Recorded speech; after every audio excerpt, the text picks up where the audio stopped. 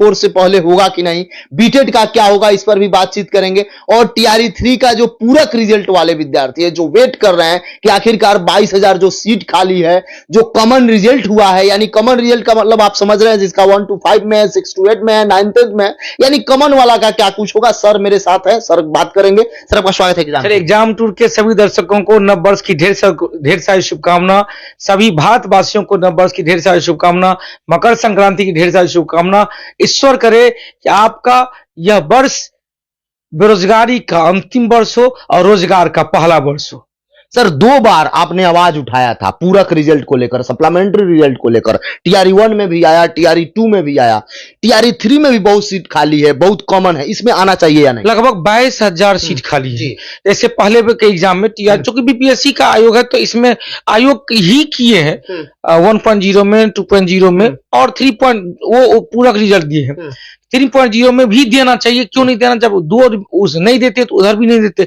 जब उधर से देते आ रहे हैं तो बच्चों की जो है जो कटअप से नीचे चले गए, जिनका पहली चरण नहीं हुआ था, तो सेकंड बार में जो उन बच्चों को मौका देना चाहिए, बिल्कुल देना चाहिए, क्योंकि बच्चे हैं, अपने बिहार के बच्चे हैं और लगातार तैयारी करते आ रहे हैं। किन्हीं का 1.0 में नहीं हुआ था तो 2.0 में हुआ, किन्हीं का 2.0 में हुआ था तो 3.0 में वो एफर्ट लगाए, और किसी कारण से नहीं हुआ, क्योंकि सीट से ज्यादा रिजल्ट नहीं मांग रहा है। जितना सीट किया आपने नोटिफिकेशन निकाला था, उस नोटिफिकेशन में यदि कम रिजल्ट बच्चे पहुंचे तो पूरक रिजल्ट देकर उस बच्चे को और एक बार मौका देना चाहिए।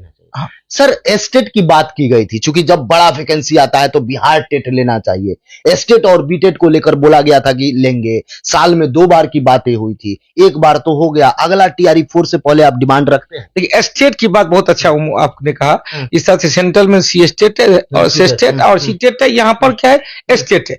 तो एस्टेट अभी तक हमको जहां तक है कि भाई पहले क्या घोषणा होता कि साल में 2 बार लिखिए, क्योंकि वो क्या है, पात्रता परीक्षा है, जिसके लिए क्वालिटी दिया गया कि 3 साल तक आप किसी भी एग्जाम में आप दे सकते हैं। अब अनलिमिटेड कर दिया गया। अब उसके बाद क्या किया गया, उसको अनलिमिटेड कर दिया गया, क्योंकि भाई 3 साल में तो वैकेंसी आएगी तब ना, 3 साल में वैकेंसी नहीं समय पर आएगी, 3 साल कहाँ, अब अनलिमिटेड हुआ है। तो स्टेट का एग्जाम साल में 2 बार होना ही चाहिए, क्योंकि अपने बिहार के बच्चे के लिए स्टेट है तो बिहार के बच्चे को ज्यादा से ज्यादा बेनिफिट हो पाता है। अभी क्या है, अदर राज्य के बच्चे को बेनिफिट मिल जाता है, अपने राज्य के बिहार के बच्चे मुंह तकते रह जाते हैं। तो स्टेट का एग्जाम तो निश्चित रूप से 2 बार तो होना ही चाहिए। और रही बात, आपने एक और के बीटेक की बात किया, तो 15 साल, हाँ, ये तो इस सब पर आयोग का नजर होना चाहिए, शिक्षा विभाग का नजर होना चाहिए, क्योंकि डिमांड है, बच्चे इतने दिन से तपस्या कर रहे हैं, तो आपने जो डिग्री दिया है वो डिग्री का क्या करेंगे? अब उनके पास जो कैपेबिलिटी है, एपेबिलिटी है, जो योग्यता, वो योग्यता को निखारना चाहेंगे। अपने बिहार के बच्चे को शिक्षा के स्तर के उस ऊंचाई तक ले जाना चाहेंगे जिस ऊंचाई से बिहार भविष्य इतिहास में प्रचलित रहा है। बिहार इतिहास में शिक्षा के कर्मभूमि के रूप में जाना गया। महात्मा बुद्ध को ज्ञान की प्राप्ति यहाँ हुआ था। सर एक प्रश्न विद्यार्थी के मन में है, आज के पेपर में भी दिया गया था कि 68,000 ऐसे शिक्षक हैं जिनका डॉक्यूमेंट्स पर डाउट है, और वैसे शिक्षक हैं जो बाहर से आ रहे हैं, यहाँ का डोमिसाइल बनवा लिए हैं, यहाँ का जाति निवासी बनवा लिए हैं, उन लोग पर डाउट है। सर पहले क्यों नहीं अच्छा से जांच कर लिया जाता है? इसमें क्या सुधार होना? देखिए सुधार तो होना ही चाहिए, क्योंकि जिस तरह से 1.0 में, 2.0 में जितना धरफड़ी हुआ, तो इसी धरफड़ी का यह नतीजा रहा।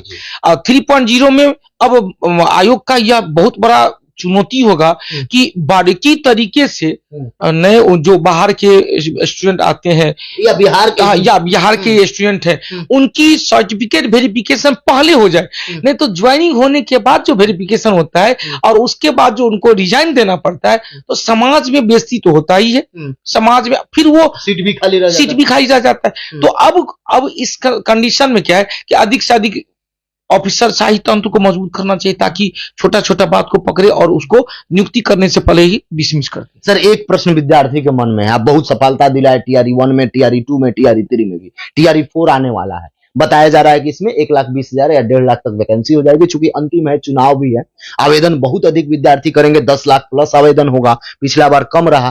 क्या कुछ आप कर रहे हैं? विद्यार्थी को क्या कुछ करना चाहिए? आपका क्या रणनीति है? देखिए बीपीएससी एक अद्भुत है जो शिक्षक भर्ती, पहले हम लोग जब स्टूडेंट लाइफ में थे तो बीपीएससी एग्जाम लेती थी, केवल ओपन एग्जाम लेती थी, तो 1998 में ज्वाइनिंग हुआ, 2003 की बात हुआ।